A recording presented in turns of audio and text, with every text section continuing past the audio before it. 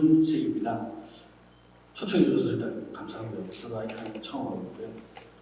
앞서 이제 변덕수 이사님이 시뮬레이터 구축에 대해서 말씀을 해주셨고 AI 관련된 거 그리고 국가수에서도 활용 사례에 대해서 말씀해 주셨는데 저는 앞에서 워낙 다 말씀을 해주셔서 좀 이제 운영을 하셔야 되잖아요. 아이칸에서 운영자 입장 그리고 시뮬레이터를 사용해서 연구를 하시는 분들 입장에서 좀 말씀을 드리겠습니다. 저는 2005년부터 시뮬레이터를 계속 운영을 해왔거든요. 그래서 하다 보면 계정이 교차합니다. 아마 아이카 시뮬레이터가 이제 도로공사하고 더불어서 국내 최대의 시뮬레이터인데, 저도 한때 이제 국내 최대, 아시아 최대 시뮬레이터를 구축해서 운영을 했었는데, 항상 들었던 고민 중에 하나가 과연 커서 좋은 건가라는 고민을 많이 했어요. 시뮬레이터가 커서 좋은 건가? 이게 크면은 일단 기본 비용이 많이 들어갑니다.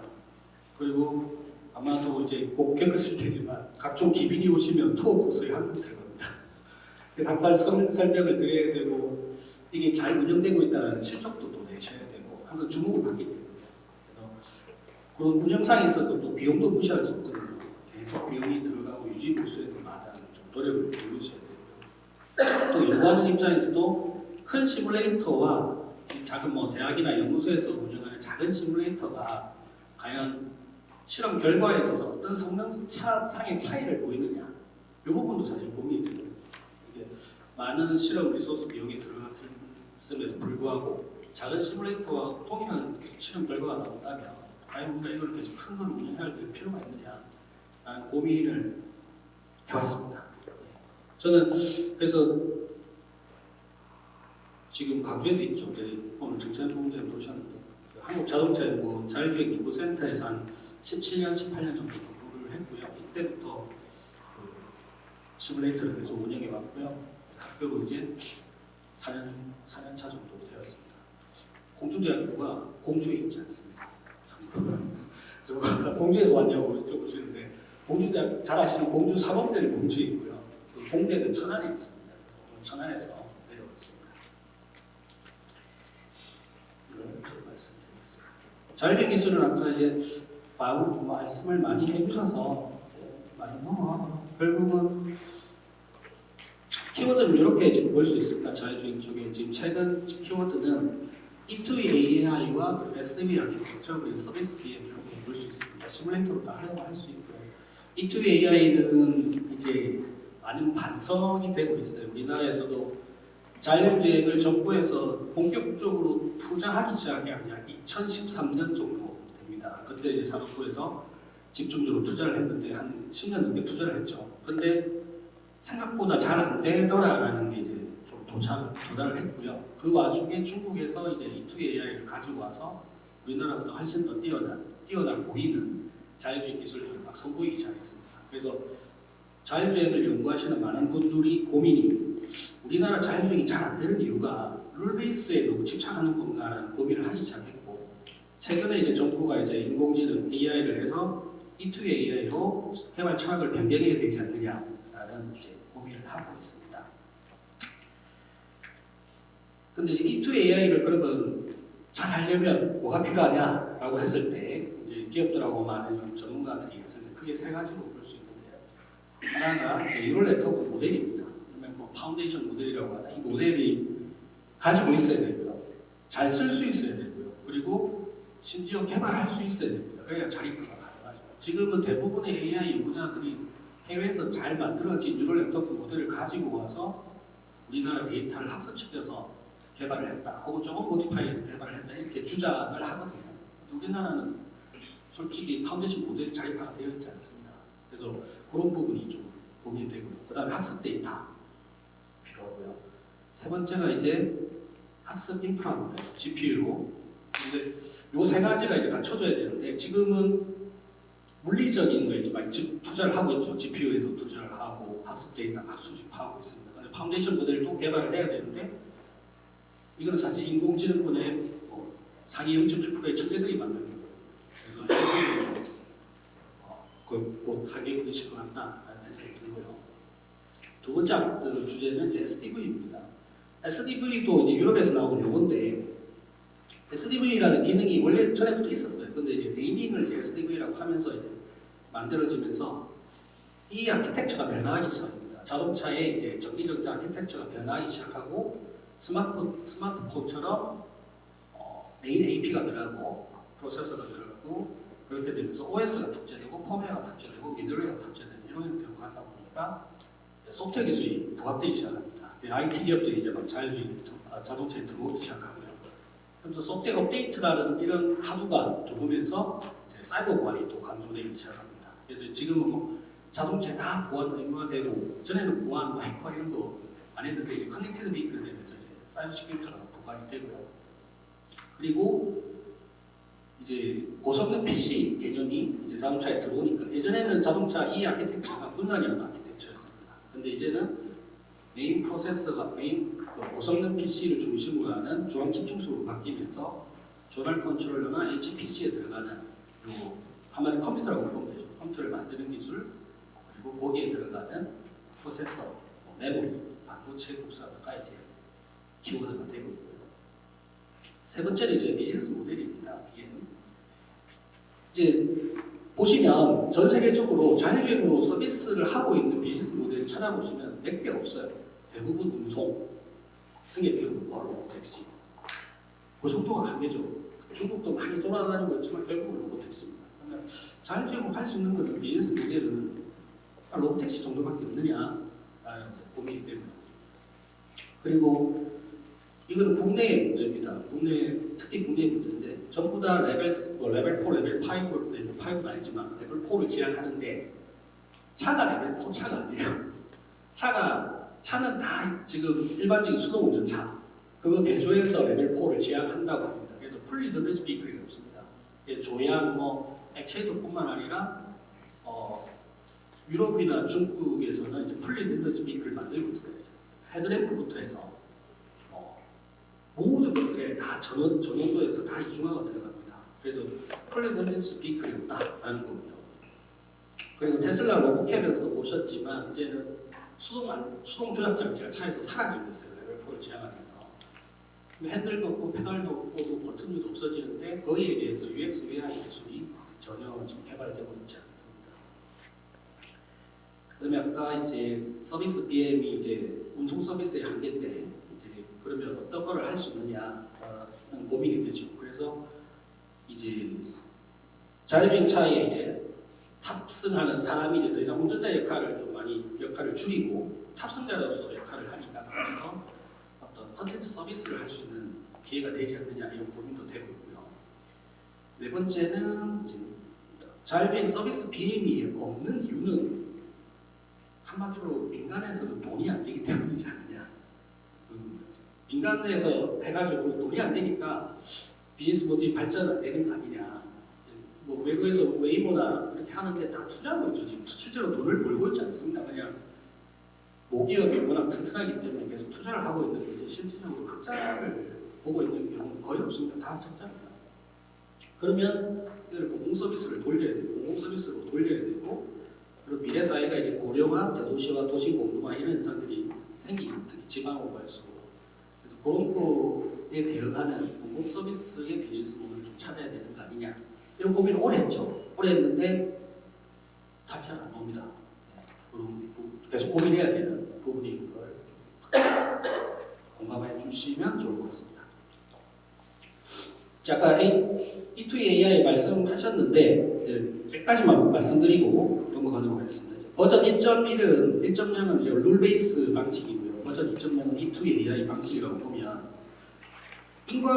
자동차 업계에서 제일 중요하게 보는 건 인과관계입니다. 이제 어떤 자동차에서 문제가 생겼을 때 이게 추적성이 있느냐 이겁니다. 왜 이런 일이 발생했느냐. 룰 베이스는 명확하게 됩니다. 리버스 엔지니어링을 하든 로직을 파든 해서 되는데 E2 AI는 설명이 안 됩니다. 블랙박스라는 거죠. 이 부분이 지금 완성차에서 가장 고민이 되는 거고요. 이거는 저는 E2 AI의 단점이라고 생각합니다. 설명이 되지 않는다는 겁니다. 두 번째는 개발 방법입니다. 룰 베이스는 도메인 지식을 가지고 있는 전문가들이 규칙을 만들고 설계하고 그걸 직접 코딩하는 방식을 취하는데 E2 AI는 AI 스스로 경험하고 학습해서 이제 운전을 할 수 있는 능력을 키우는 거죠. 그러니까 이게 어떤 학습 데이터를 집어넣느냐에 따라서 이 AI가 성격이 바뀌고 운전 입장에서는 좀 난폭한 운전자가 되느냐, 좀 온순한 운전자가 되느냐 이런 것도 결정이 되거든요. 이 부분도 좀 개발 방법도 다르고요. 세 번째는 이제 데이터입니다. 이제 많이 또 강조해서 많은 역할을 해줘야 되는데 룰 베이스는 규칙을 정하고 그냥 그 규칙에만 부합하는지를 몇 개 예시 테스트를 하면 돼요. 그게 이제 대표적인 게 유아인캡 테스트, A/B 테스트 이런 것들. 규칙을 정하고 테스트하면 됩니다. 그래서 소용량 데이터베이스와 예시와 규칙만 있으면 되거든요. 근데 E2 AI는 스스로 경험하고 학습하기 때문에 대용량 데이터가 필요합니다. 그리고 이게 계속 또 업데이트가 돼야 돼요. 이 부분은 E2 AI가 모든 게 다 좋은 게 아니라 이런 부분은 어떻게 보면 자원이 투입돼야 돼요. 혹은 계속 우리가 신경 써서 캐야 돼요. 부분이라는 거죠. 그래서 많은 전문가들이 E2 AI를 해야 된다는 공감을 하는데 진짜 마지막에 자율주행차가 다 E2 AI로 다 대체될 거냐라는 것은 사실 캐치는 있습니다. 이건 어떻게 될지 모릅니다. 하이브리드 형태로 갈지 아니면 E2 AI 폐해가 나타나서 룰베이스가 메인이 될지 이거는 모르는데 계속 요거를 병행해서 연구를 할 필요는 있다라는 말씀을 드리고 싶습니다. 이제 오늘 주제인 시뮬레이터 활용 사례에 대해서 또 말씀을 드려보겠습니다. 시뮬레이터를 왜 쓰느냐? 그죠? 왜 쓰느냐? 이제 ADS 자율주행 오토메이티드 드라이빙 시스템이 이제 등장하면서 기존의 ADAS는 이제 단편적인 테스트만 요구를 했어요. ABR, CAS 뭐 이런 예를 들다 볼수 있는 거는 단편적인 테스트에 그리고 차량 단독형 그런 ADAS 시스템을 장착한 차만 테스트를 하면 됩니다. 그리고 대형 차량도 한두 대 정도, 뭐 보유자 한두 명, 대형 차량 한두 대, 이 정도로 했기 때문에 뭐 굳이 시뮬레이션을 하지 않아도 실차로 해도 돼요. 비용하고 시간이 좀 들지만 이제는 근데 자율주행이 오면서 자율주행은 이제 이 테스트는 내추럴 트래픽에 이제 투입이 되는 거죠. 일반적인 트래픽에 다 그냥 AB는 좀 극단적인 상황, ADAS는 극단적인 상황에서 테스트를 했다 그러면 자율주행은 일반적인 주행 상황에서 계속 테스트를 해야 되기 때문에 이런 이제 일반적인 교통 상황에서 테스트를 계속 해야 되거든요. 근데 이런 상황에서 보시면 차도 수십 대고 보행자도 수십 명이고 막 이렇게 됩니다. 이거를 실차로 다 구현하기는 힘들잖아요. 그리고 동기화시키기도 힘들고 그래서 시뮬레이션 기술 혹은 이제 시뮬레이터가 이제 부각이 많이 되게 있고요. 그리고 아까도 말씀하셨지만 UNEC나 ISO 등에서도 이제는 시뮬레이션 평가 기술을 시뮬레이션으로 밖에 평가할 수 없는 테스트 케이스들이 나오고 있습니다. 그리고 그거를 시뮬레이터로 평가를 해도 인정을 해주자라는 목소리들이 나오고 있습니다. 시뮬레이터를 쓰는 이유는 옛날부터 그랬지만 빠른 평가가 가능하다라는 거, 그 다음에 사고 위험이 없다라는 거, 그리고 반복 재현성이 가능하다라는 동일한 정보로 실차에서는 불가능하죠. 이런 것들이기 때문에 시뮬레이션을 하고 있습니다. 이제 힐스, 빌스 이런 것들이 CS나 이런 것들이 많이 나왔는데 자동차에서는 이걸 V 사이클이라고 부르고요. 왼쪽에서부터 이렇게 여기서부터 완전 미클 레벨, 시스템 레벨에서 요구사항을 쭉 타고 들어가서 코드를 만들고 사실 이쪽 오른쪽 편은 이제 검증 단계입니다. 검증에서 이제 전통적으로 실스부터 해서 힐스, 빌스, 필스 그리고 실차까지 이렇게 개발을 쭉 해왔거든요. 지금 딜스는 빠져 있는데 딜스는 휴먼 팩터와 관련된 연구를 검증할 때 많이 쓰는 부분입니다. 이쪽 부분이 여기 적혀 있습니다. 딜스, 빌스, 실차, 실험 이런 것들은 다 장단점이 있습니다. 이제 뭐가 더 좋다 라는 장단 있는데 차별성이 있는데요. 정합성 측면에서 티카가 제일 100% 맞겠죠. 정합성. 그 다음이 이제 빌스고요. 빌스는 비교적 최근에 이제 나온 거고요. 딜스는 이제 운전자를 중심에 시뮬레이션 루프 안에 드라이브가 들어간 게 딜스. 빌스는 시뮬레이션 루프 안에 차량이 들어간 게 빌스 이렇게 되어 있습니다. 지금 오늘 아이카에서도 구현하신 거는 제가 본 적을 한 건데 스태틱 빌스 같아요. 이제 차량은 고정돼 있고 물론 밑에 다이나모가 돌지만 스태틱 빌스고 나중에 제가 보여드릴 거는 이제 다이나믹 빌스를 보여드릴 겁니다. 실제로 차가 실제로 움직이면서 이제 벌초를 위치에서 돌아가는 다이나믹 필스도 있습니다. 그래서 이 빅이 보면 이게 파워 트랙이나 스태틱 필스 지금 구축하시면 돼요. 다이나믹 필스는 실제 차가 주행하면서 주행 시험장을 막 움직이면서 시뮬레이션 할 때 필스가 되겠습니다. 이게 제가 처음에 한자리에 입사했을 때 구축한 시뮬레이터입니다. 그냥 옛날 자료를 썼습니다. 이때도 이제 이런 시뮬레이션에서 많이 도와주셔가지고 2005년에 아시아 최대의 시뮬레이터를 구축을 했어요. 이게 이쪽 부분입니다. 이쪽 부분이고 여기 풀카 캐빈이 이때 제 기억에 소나타 차량 들어가 있었고요. 예, XY 직격 테이블도 없었습니다. 그래서 대신에 6축 7톤 페이로드 정도 되는 스튜어트 플랫폼이 들어있었고요. 요거 뒤에 이제 일본 사람 해외에서도 많이 와서 구경을 했거든요. 그래서 일본에서 보고 가서 도요타에서 세계 최대 시뮬레이터를 한 3, 4년대에 구축을 했습니다. 그래서 2005년부터 이걸 한 2019년, 20년까지 제가 계속 운영을 했었거든요. 그래서 좀 오늘 그런 부분을 좀 말씀드리겠습니다. 이렇게 돼 있었습니다. 그래서 360도 도명이었고요. 차가 들어가 있었고 페이로드에서 이렇게 그때 당시에는 굉장히 획기적인 일산 실지역 TV를 이노에서 다 구축해 주셔가지고 운영을 했었습니다. 이때도 요거 이렇게 있었어요. 아이 트래커. 지금도 이제 스마트 아이나 이런 데서 나오죠. 아이 트래커 장비들이 이때도 다 있었습니다. 그래서 이걸로 시선 추적도 하고 운전자가 사고 났을 때 어디를 봤느냐, 지나가는 강아지를 봤느냐, 차를 봤느냐 이런 것도 구분을 하면서 운영을 했었거든요. 지금은 이 시뮬레이터는 다 분해되어서 해체가 됐습니다. 이제 연수를 다 해서. 근데 이제 시뮬레이터의 한계에 대해서 말씀을 좀 드리겠습니다. 운영자하고 개발하는 입장에서 보면 이 모션 시뮬레이터의 특징인데, 모션 시뮬레이터는 모션을 주는 이유는 운전자에게 실제 운전과 똑같은 운동감을 제공해주기 위해서 지금 XY 테이블도 있고 위에 스튜어트 플랫폼도 있는데, 이게 실제 운전과는 아무리 튜닝을 해도 아까 튜닝에 시간이 많이 들어간다고 하셨는데 좀 다릅니다. 그래서 그것 때문에 시각 정보와 모션감의 불일치로 인해가지고 시뮬레이터 시스템에서 항상 생길 수밖에 없습니다. 그리고 이게 이렇게 생길 수밖에 없는 게 이제 제한된 공간 안에서 모션을 움직여야 되기 때문에 그 차량에서 발생되는 시뮬레이션에서 생성되는 동력학 시그널들을 모두 신호 필터 처리를 해가지고 모션을 움직여줘야 되는데, 신호 필터 처리 과정에서 위상 지연이나 왜곡 발생, 신호 왜곡으로 인해가지고 시뮬레이터 병이 발생을 해요. 그래서 이 부분을 워시아웃 알고리즘이나 이런 걸로 계속 개선을 해줘야 됩니다. 이게 이제 튜닝 과정이죠. 필터 차단 주파수를 얼마로 할 거냐 이런 것들이 이제 계속, 그리고 또 사람마다 또 달라요. 젊으신 분들은 굉장히 다이나믹한 거에 잘 적응을 하시고, 좀 연세 있으신 분들 오면 너무 어지러워 이렇게 하시고, 사람마다 다르고 성격마다 다르고 이거 튜닝하는 것도 굉장히 애를 먹었습니다. 그리고 이게 현상이 시뮬레이터가 크면 클수록 더 강해요. 이 튜닝이 더 힘듭니다. 그래서 아마 굉장히 좀 기호흡으로 튜닝을 하셔야 이게 될 것 같다는 생각이 들고요.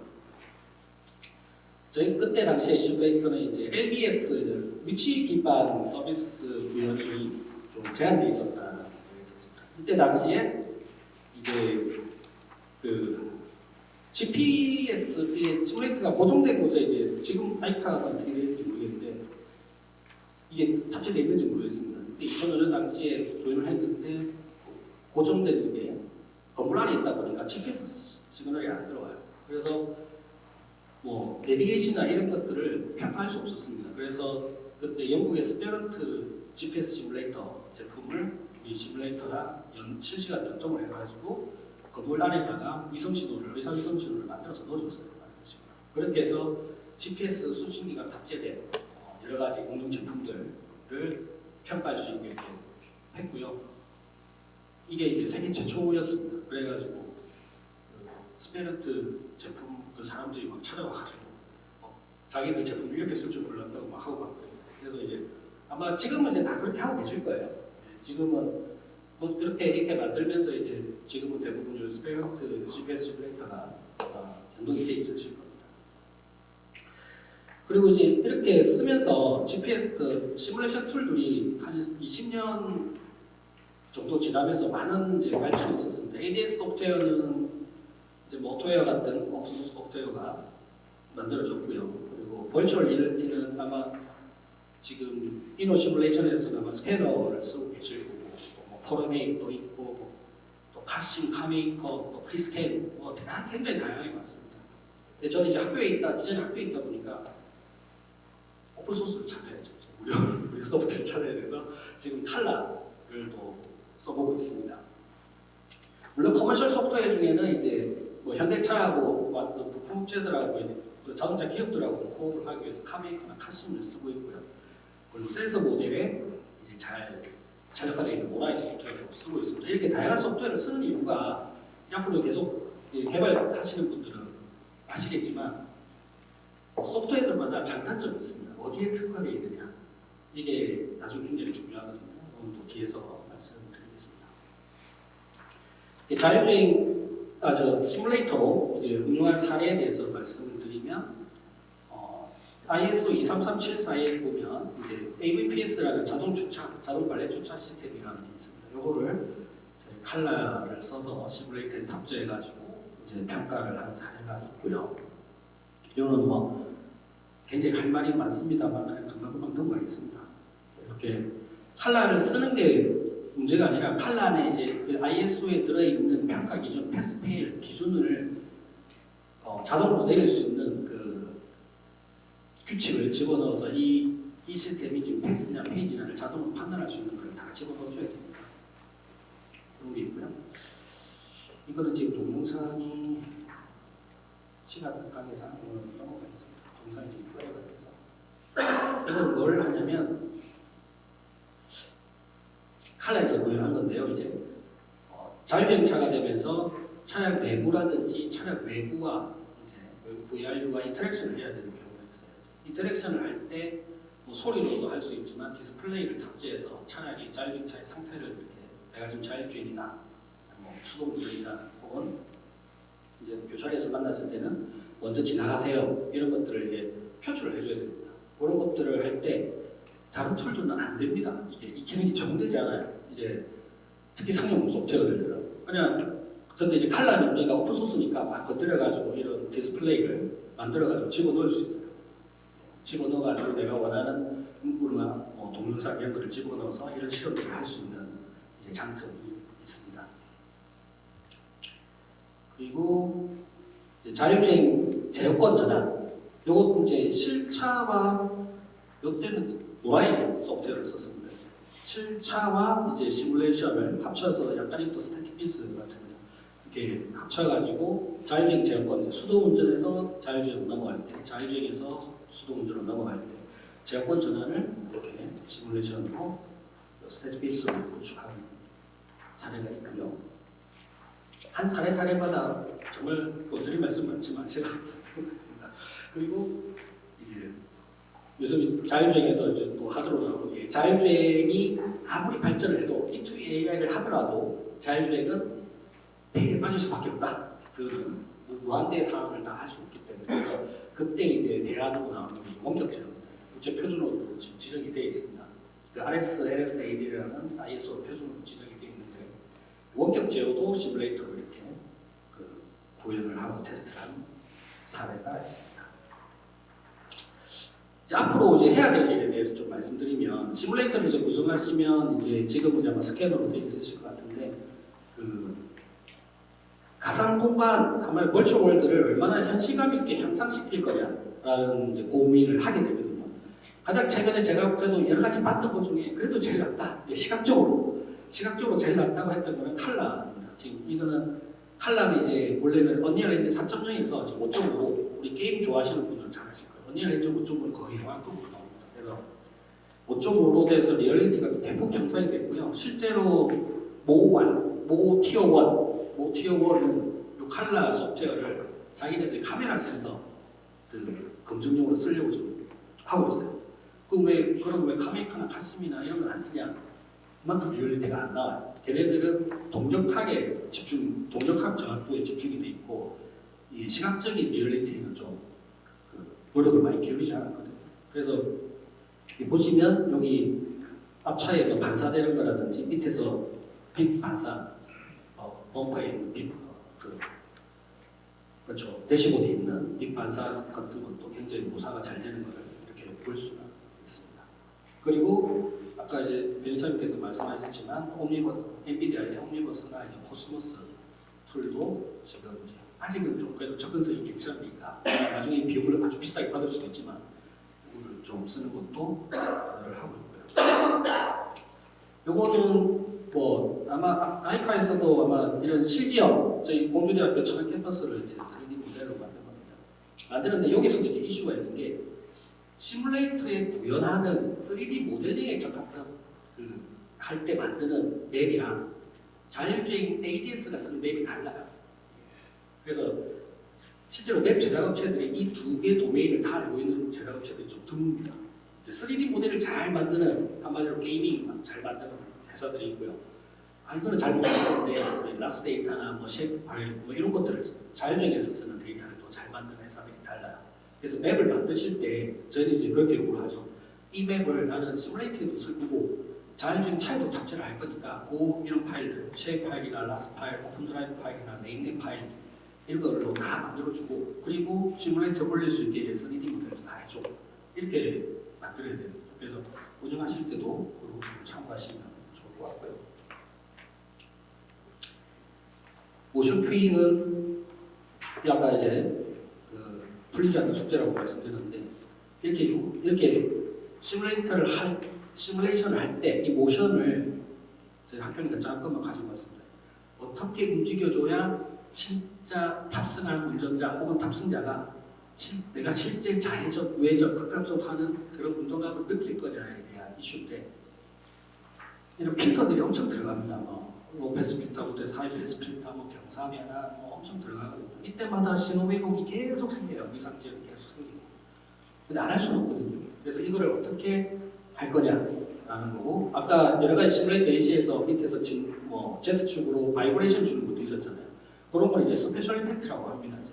이런 위상지역이 워낙 많이 생기니까 오히려 로드 프로파일이나 이런 임팩트 정보를 줘가지고 다른 모션감을 좀 죽이는 그런 기술도 개발이 되고 있습니다.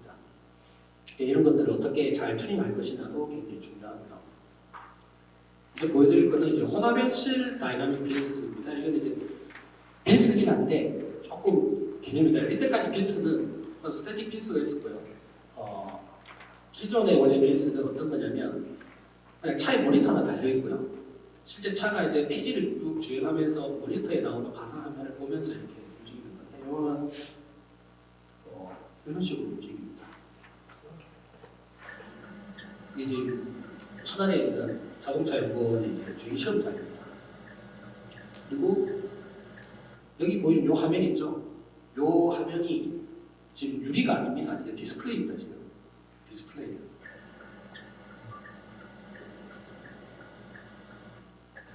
디스플레이는 주변에 지금 돌아다니는 차들이 지금 실제 차가 아니고 벌초예요. 그래서 안에 있는 사람은 요 가상 공간을 주행하는 실제 PG를 주행하고 있지만 이런 가상 공간을 차가 주행하는 거고요. 옆에 있는 공사, 덤프 트럭 이런 것들은 다 지금 벌초로 꾸려주는 겁니다. 이렇게 하면은 이제 실제 차의 모델을 그대로 쓰면서 이제 여러 가지 테스트를 할 수 있는 거죠. 이게 이제 믹스드 리얼리티 빌스라고 해서 혼합현실, 증강현실 빌스라고 합니다.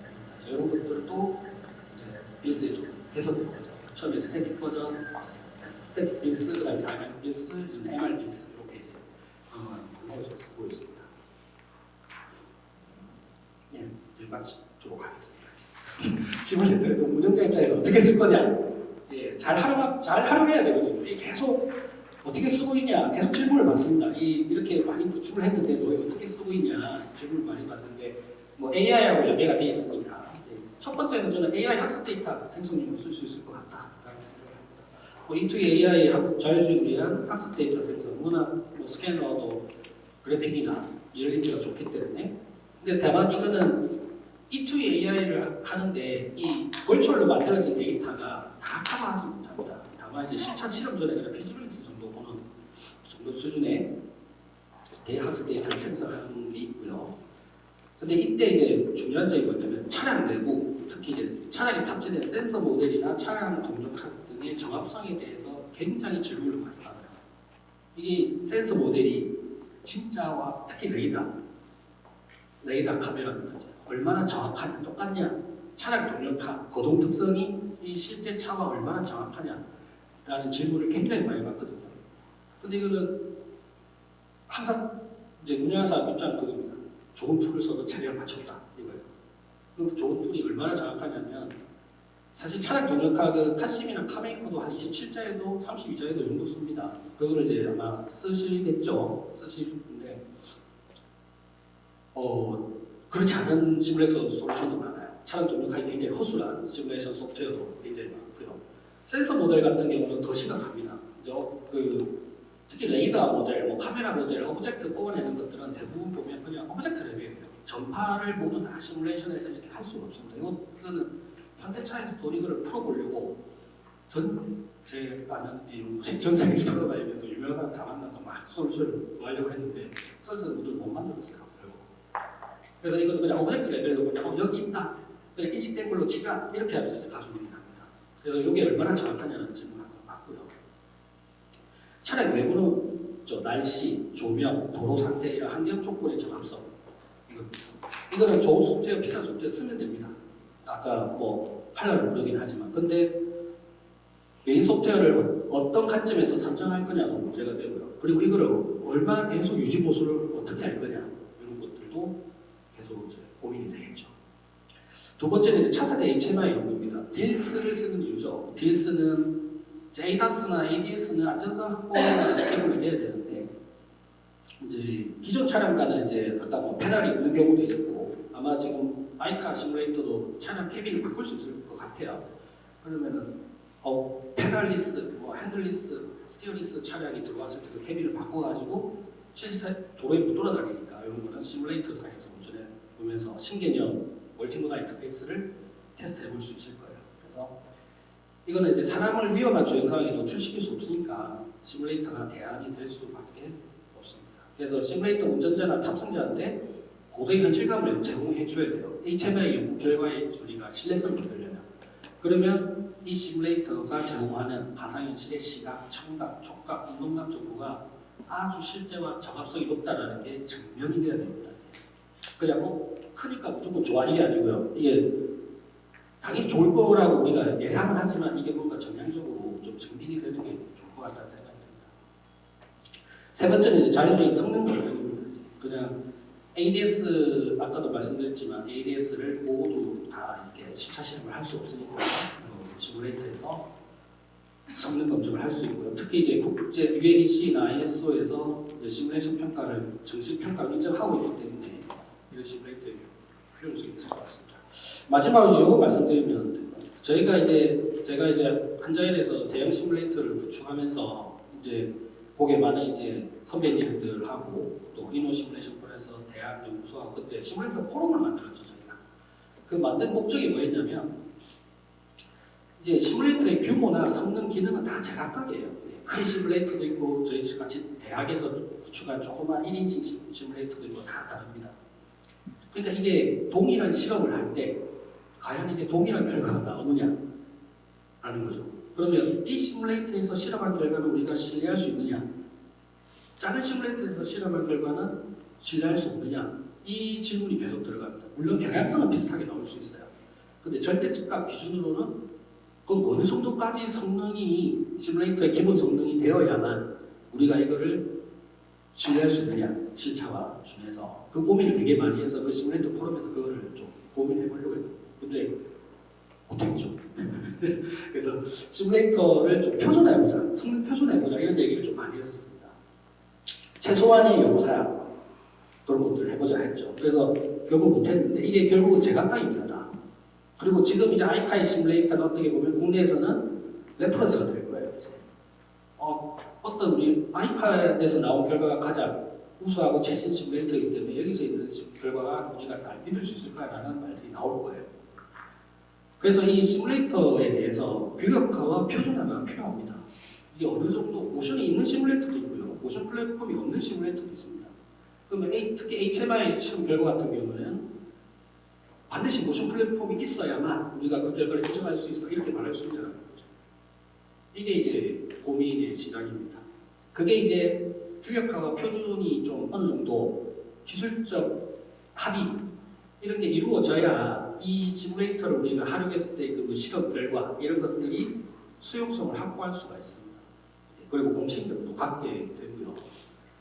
그래서 평가 데이터 거기 나오는 결과 이게 공식력, 신뢰성이 확보거든요. 그렇지 않으면 이 시뮬레이터는 제가 운영하면서 가장 많이 받았던 스트레스가 아무리 시뮬레이터에서 실험해도 어차피 실차하고 다르잖아는 정해진 답이죠. 다릅니다. 당연히 다른데 근데 얼마나 다르냐 그리고 어느 정도 이걸 신뢰할 수 있냐라는 거에 대해서는 우리 시뮬레이터를 이제 운영 최신 시뮬레이터를 운영하시니까 아이카가 좀 이런 시뮬레이션과 좀 주도가 되어서 이런 부분에서도 좀 시뮬레이터를 운영하는 오늘 보셨던 SF나 대학이나 연구소들과 많이 협력하셔서 이런 시뮬레이터의 표준화 규격화에 대해서도 좀 고민해 주셨으면 좋겠다는 말씀으로 발표를 마치겠습니다.